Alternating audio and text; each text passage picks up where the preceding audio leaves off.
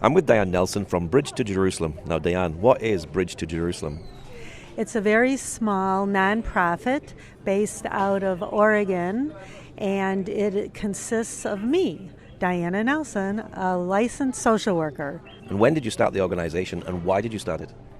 I started it officially about 6 years ago, but it began actually 10 years ago when I retired from working in a psychiatric hospital. For about a decade, I needed a break, so I took a break, and I wasn't sure what was going to come next, but I felt that God was telling me that there was something. And I don't always go by these thoughts or feelings, but I knew it was God. And so I left my career, my paycheck, my insurance, but I had total peace. And about 2 months after I left, I was invited to help a nonprofit in Jerusalem.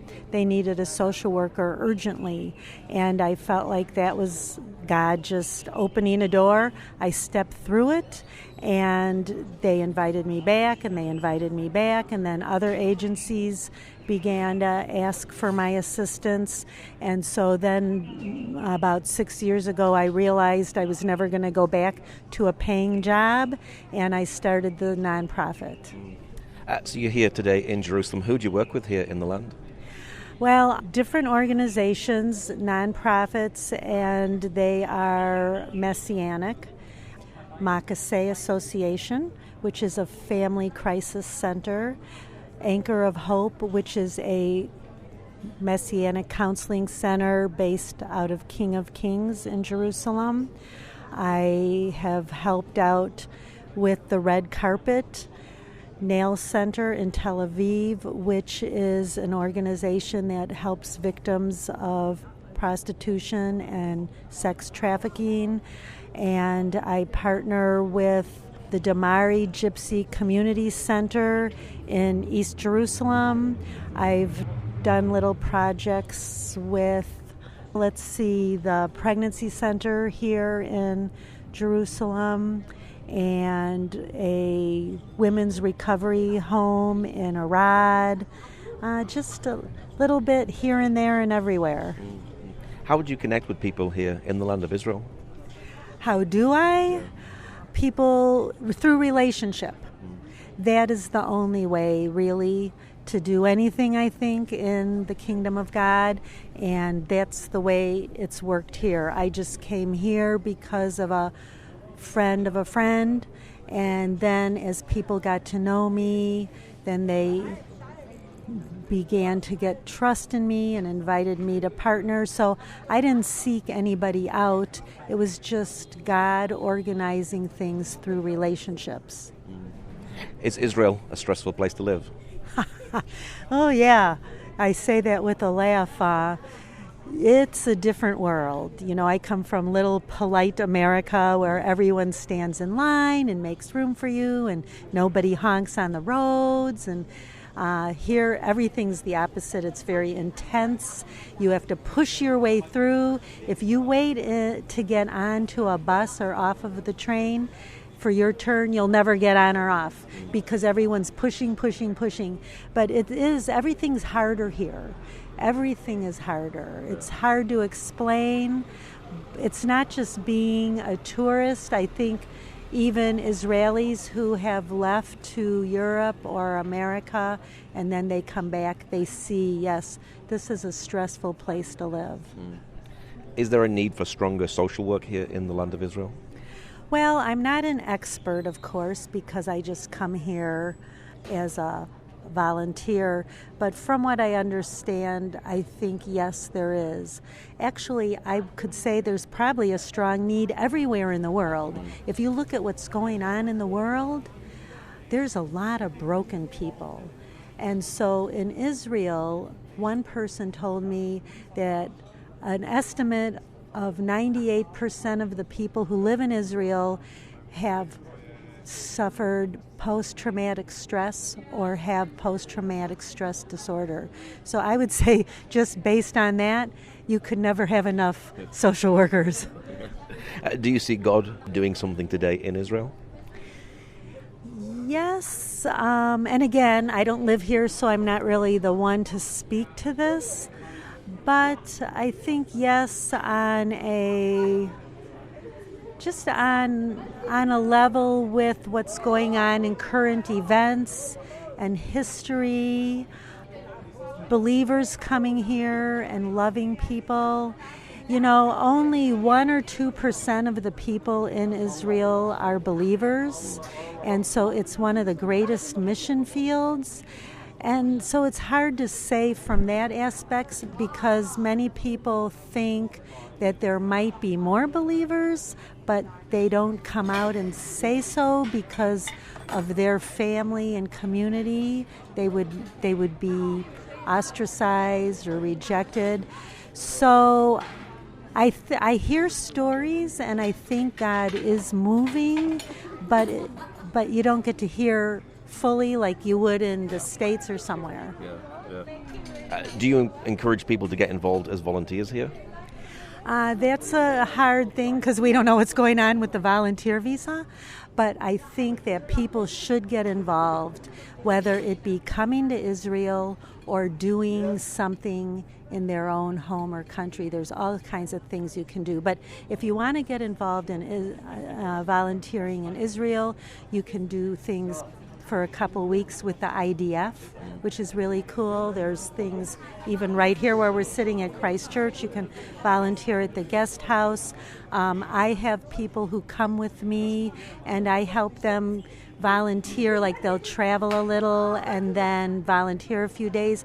I think everyone should come to Israel, and I think everyone who comes to Israel should volunteer at least 2 or 3 days during their stay so they get to be travelers, not just tourists. It's a good way of seeing the land and actually giving to the land as well, isn't it? Yes. Yeah. For you, is social work showing and spreading the love of God? Yeah, it's a nice fit. It's a very nice fit.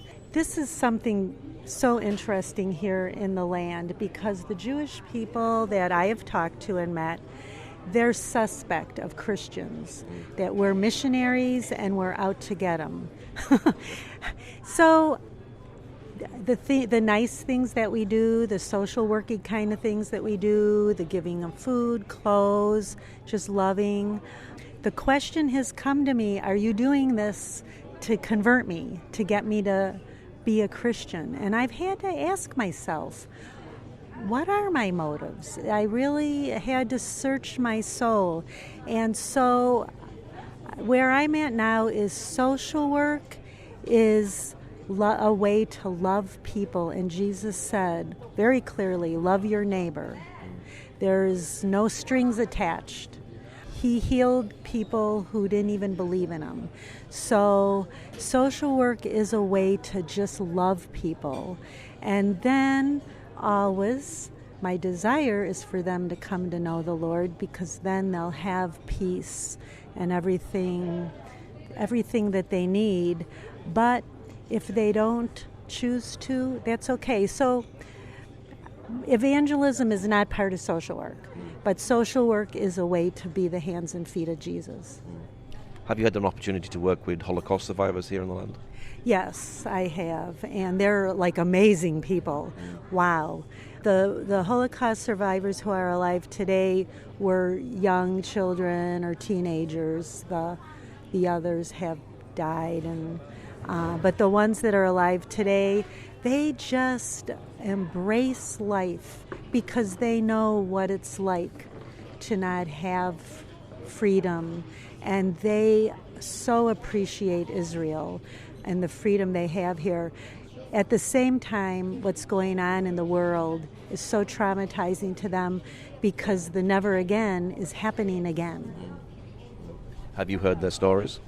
Many of them, yeah. But many don't tell their stories because they don't want to remember. You know, this is life today. That was a chapter that they don't want to. But yeah, some of them will tell their stories, and it's their way to fight the never again happening again. What sort of things did they tell you that they went through? Well, one woman, her whole family died in the Holocaust, and she was in a camp, and survived. And when she came out, of course, life was very hard. We think when the Holocaust ends, it ends, but it didn't. They had to look for food.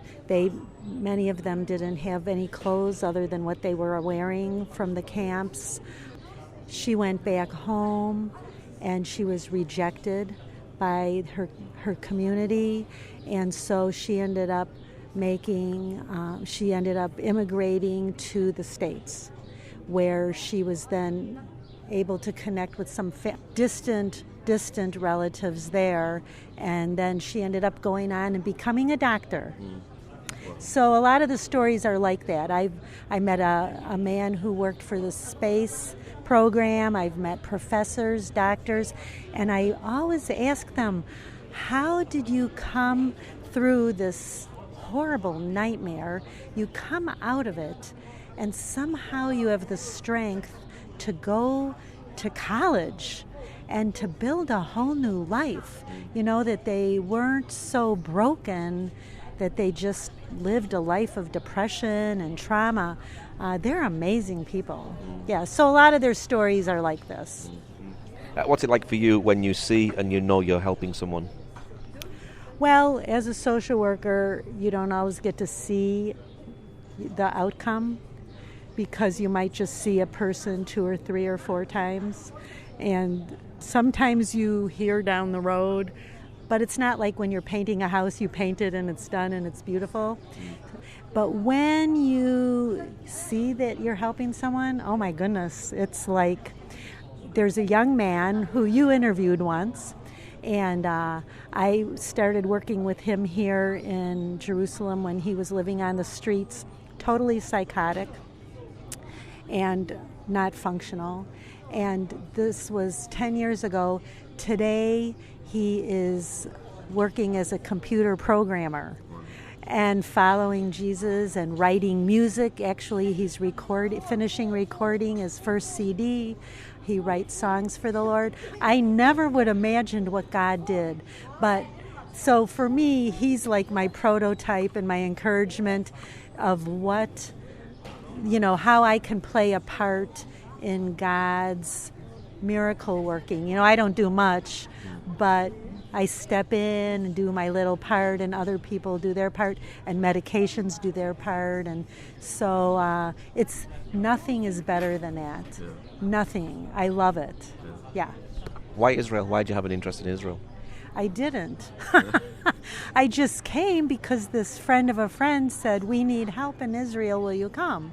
And then when I came, I just felt like I belonged here. And I know many people say that. Yeah. But I fit right in, maybe because I'm part Italian and that Mediterranean craziness. Yeah. But also then I got curious and I did DNA testing, and I do have some Ashkenazi Jewish ancestry. So maybe that deep calls to deep. But as I've come to Israel and gotten to know people here, I just love the Israelis. They're my heroes. They're kind of, some of them are prickly, but inside they're so sweet. So over the years, it's just become my home away from home. But I wasn't ever one of those people who said, Israel's in my future or anything. It just, God plopped me down here, and here I am. Why do you do what you do? Because it's what I was made to do. When I was a little girl, I wanted to be a nun. Now I'm an old lady, and I guess I sort of am. I'm serving people, and I love God. I don't get to wear those long robes that flow when you walk, but it's kind of just what I was made to do, and I'm thankful that I was able to let God lead me into it. Yeah, it's who I am. I have that slogan all over, and my husband reminds me of it too.